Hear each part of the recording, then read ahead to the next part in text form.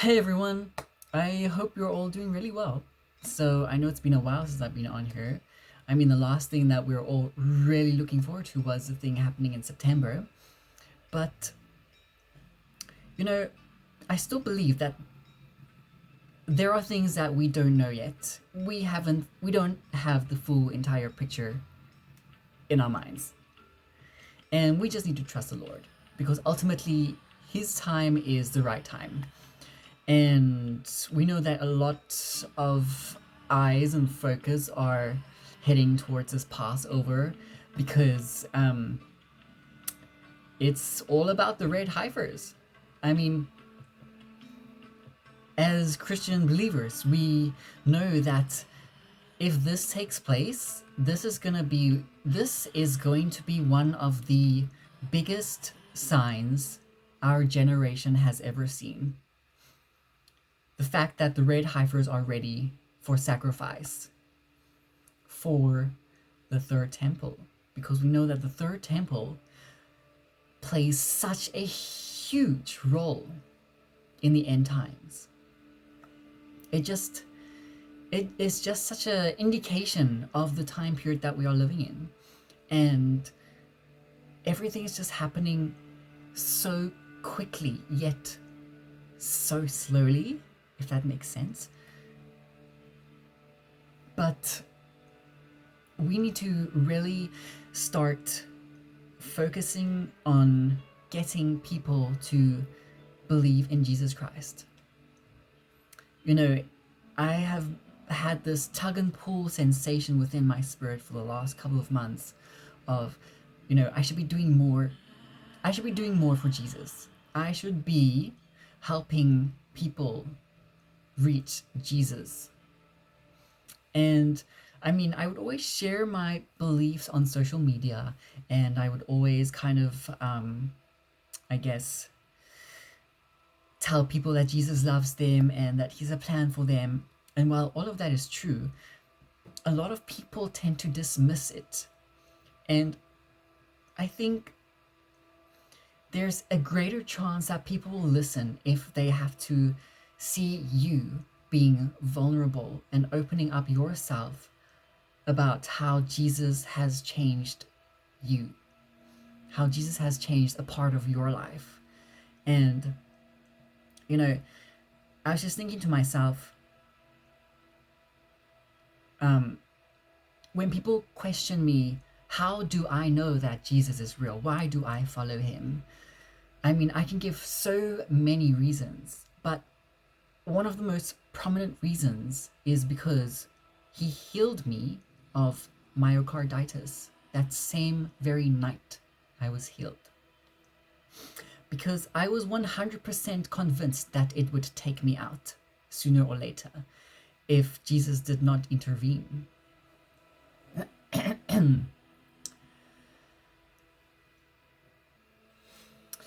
And I just think to myself, I need to be vulnerable for Jesus. I need to tell people of my experiences. And I've told all of you already about how Jesus has healed me because of the vaccine. But there are so many more people that I haven't told about this.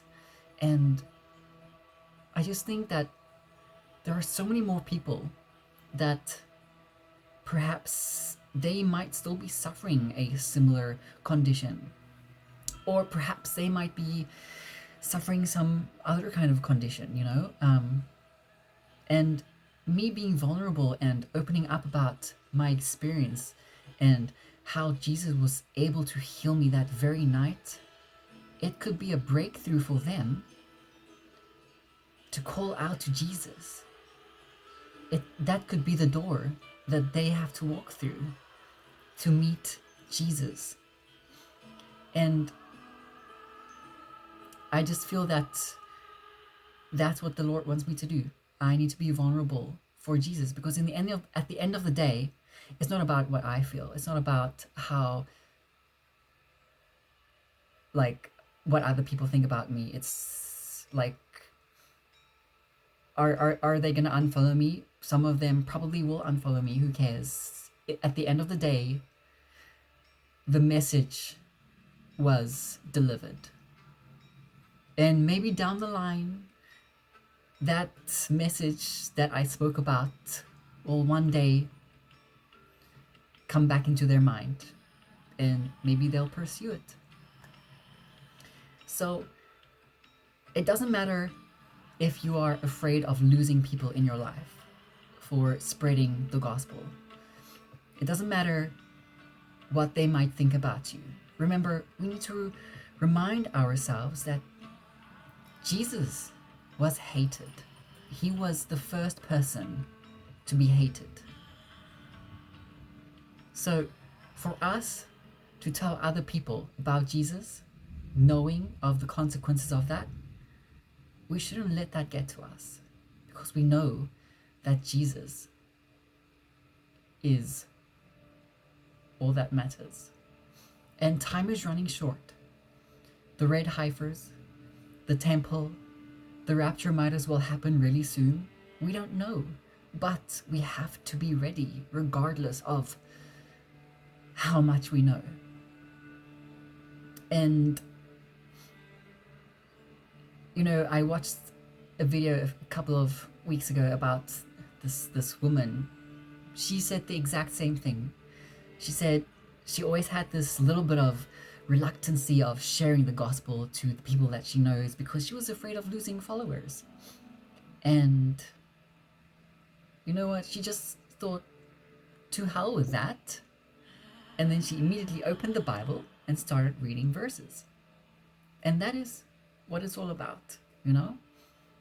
We can be a light to someone that is in the dark, but someone cannot find the light if there is no light. A moth in the dark always goes towards the light. I'm sure you all have experienced how a moth will always fly towards a light. Maybe it's your phone screen in the middle of the night and there's this really pestful moth that's always flying around this light, you know? We have to be that light for the people in the dark, because the people who are in the dark, they have nowhere to go. If we are not the light of the world, how will they be saved? How will they find the truth? We need to stop living for ourselves. We need to stop caring about what others think. We need to stop worrying about what they might say. We need to stop worrying about how they will persecute us. And at the end of the day, it's about Jesus. At the end of the day, someone is going to die, and that person will either go to heaven or hell. And one person can make a difference in that person's life by just sharing a little bit of gospel with him. And that person can be you. So why be afraid of what this world can do to you? Why be afraid of losing the people around you? Our roots are not planted in the earth. Our roots are not planted around people. Our roots should be planted around the kingdom of heaven and the word of God. Because at the end of the day, it's all about Jesus. It's all about him. He is the only thing that matters. I came across this one guy that I used to follow, and I still do follow him on Instagram. His name is Jamie Zhu. And he used to be this really funny guy. He used to go out in public and he used to just kind of make really silly, stupid things to people, like weird pranks, public pranks, be very obnoxiously loud in crowds when it's really quiet, you know, that kind of attention-seeking, fame kind of thing. That is what he would do. And he had a lot of trouble during his life. And he was looking for some kind of enlightenment, and someone recommended him do this Reiki healing. I'm not too familiar with that, but I think it's got to do with like Hinduism or Buddhism, some kind of spiritual practice somewhere out there. And he said that during this Reiki healing that he did, he got possessed. He was able to physically feel how he got possessed and how it opened up his eyes. Now, he was a very worldly person. He would drink, he would be drunk, go to parties, go to clubbing, just be loose, wild, sleep around, and he was living a very worldly lifestyle. And until that moment when he went to this Reiki healing service, that he actually got possessed by some demonic entity, that his eyes opened up. And he tried to get rid of this thing because this thing would attack him during his sleep. And it was eating away at him. I think I even heard that he tried to take his life because of all of the things that were happening. And it was at that point where he ended up finding someone who believed in Jesus, and he told him of the problems that he's been experiencing, the possessions, the nightly attacks, and the pastor told him that he will forward this to a bunch of other pastors as well, and they're going to pray for him that very night. And that very night, Jamie Zhu experienced healing. He experienced healing, and he felt deliverance from that demonic entity. And he's made an entire video about how he was possessed and how his life has changed and how he has moved from this worldly lifestyle to a Christian lifestyle. He even got baptized. He goes to church now. And a couple of days ago, he just released a video on how his transformation has gone from, this worldly lifestyle to a Christian lifestyle. And, being that kind of person that he used to be, he gained a lot of followers, and now that he's made this change in his life, he knows that he's gonna lose so many followers in his life because of this change, because ultimately we fight against spiritual wickedness and darkness, not flesh and blood. And as he released this video about 2 days ago, I was just going through every single comment on that video, and I was just like seeing how true it is that we are in a world of spiritual warfare. There are so many people that were happy for him, happy and so glad that he was saved, that he found Jesus. But there were also so many people, who you could just feel that anti-Christ spirit within them as they make their comments. A lot of them are like, why do you need Jesus to save you from all this stuff? You don't need Jesus. You could have done that without Jesus. Another comment was saying stuff like, why do you need Jesus? You could have turned to Buddhism, Hinduism, or other religions like that, and you would be saved. But that's kind of interesting that they would say that. They say, turn to these other religions to be saved, but don't follow the one where Jesus is. Isn't that interesting? Like, turn to all these other religions and you'll be fine, but don't turn to Jesus, because no. But that just shows you how spiritual darkness is prevalent. And ever since Jamie Zhu released this video 2 days ago, the spiritual attacks on this man has been crazy. And You can find him on Instagram, or you can find him, he probably has YouTube or bunch of other channels as well.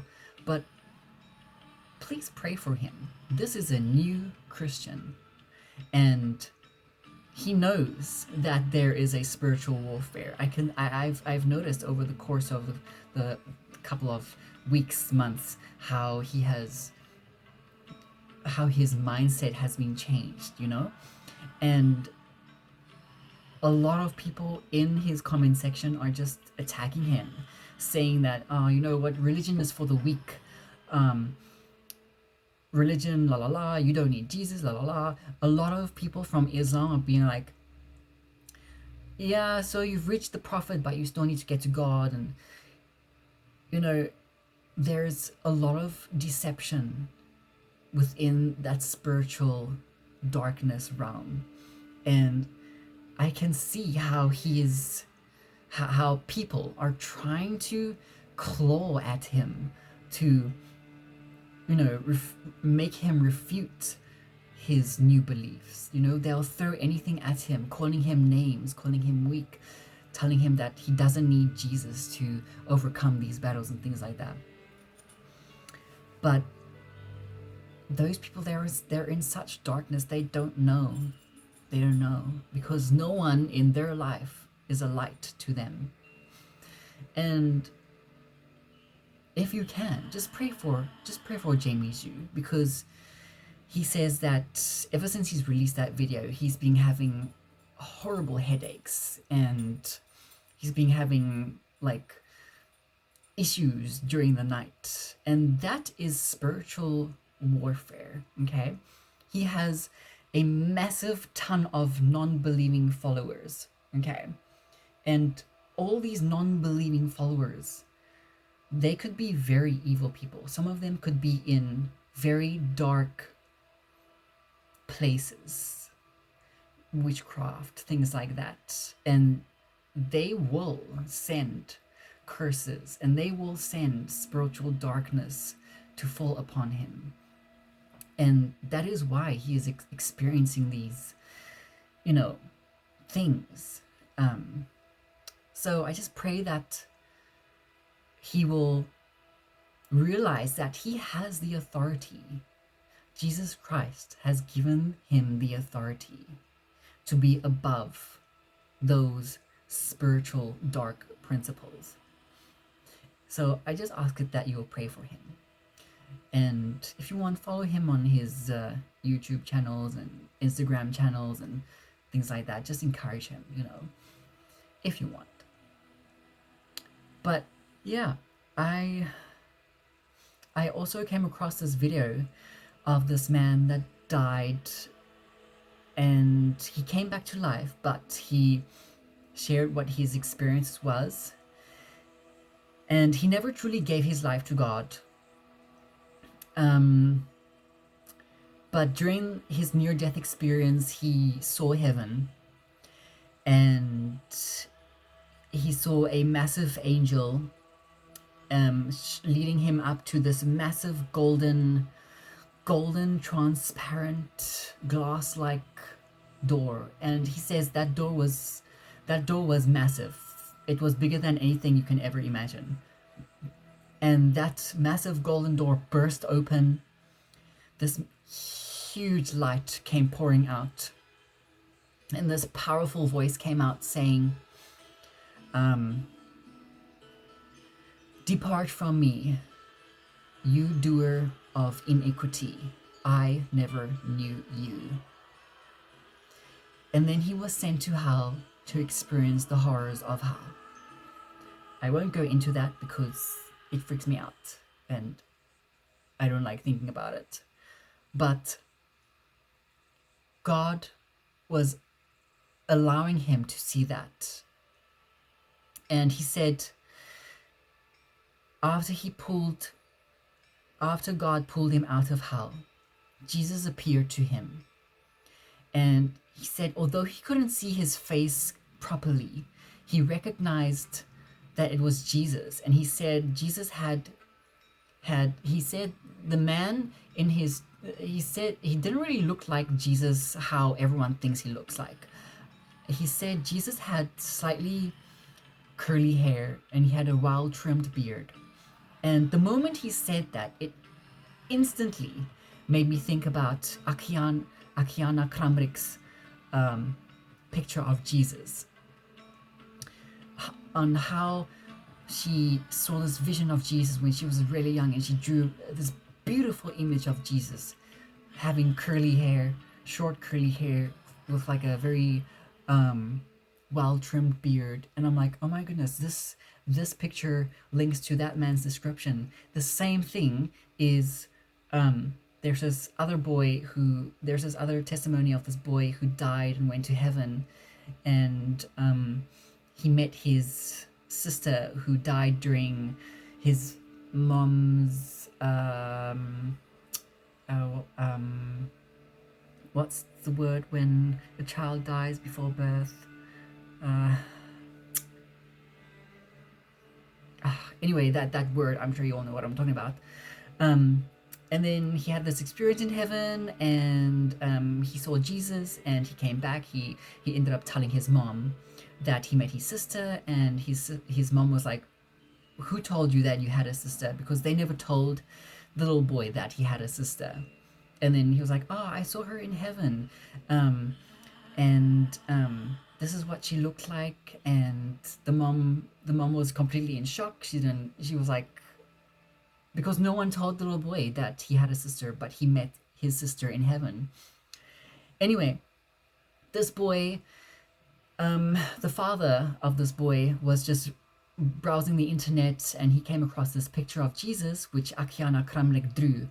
And as the boy walked past his dad using the laptop, and he saw the image of Jesus that Akiana Kramnik drew, he said, "That's the man. That's the man that I saw. That's Jesus, the one that showed me around in heaven."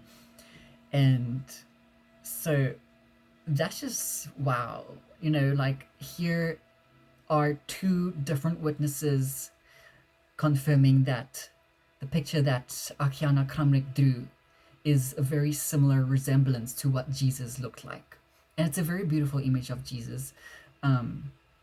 It it's different. It's not like that conventional Jesus that you always see, Jesus with like the long straight hair and the very long beard, and it's nothing like that at all. It's quite beautiful. I'm not saying that it definitely is how Jesus looks like. I'm just saying that it's a possibility that that is what Jesus could look like. That's, if people are saying that that's what he looked like, then if there are different witnesses, But yeah, I'm just saying, be the light to someone in someone's life, because you can make a difference. Be vulnerable for Jesus. Put yourself out there. Tell them exactly how Jesus has changed you. Maybe not you, maybe someone in your life. Maybe someone in your life has become very sick or has some kind of illness, and you watched how Jesus healed them. You watched how Jesus was able to do a miracle in that person's life when all the odds were against that person. You can be the person who reaches out into someone's life, and you can be that person who can lead them to Jesus. Don't be afraid of what the world will throw at you. Don't be afraid. Don't be afraid. Just know that Jesus is in your heart. That's all that matters. Our roots are in the kingdom of Jesus, not of this world, not what people think, not what people say. It's all about Jesus. At the end of the day, someone is going to go to heaven and someone's going to go to hell. But we can be the bridge.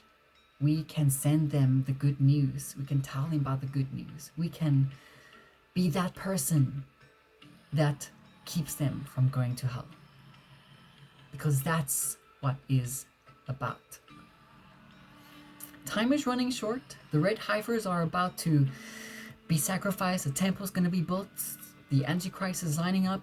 Everything is falling into place. We don't know how much time we have left. Easter is just around the corner. Could the rapture happen then? Possibly. I don't know. We have to be ready. Just be ready and go out there and tell people how good Jesus has been to you. Just tell them. Forget about any grudges that you have towards someone, because it's not about what they are, what they've done to you. It's not about how they are as a person. Remember that we fight a spiritual warfare. Just be a light in the world. Be a light to them. Because without you, they might never, ever, ever hear the good news.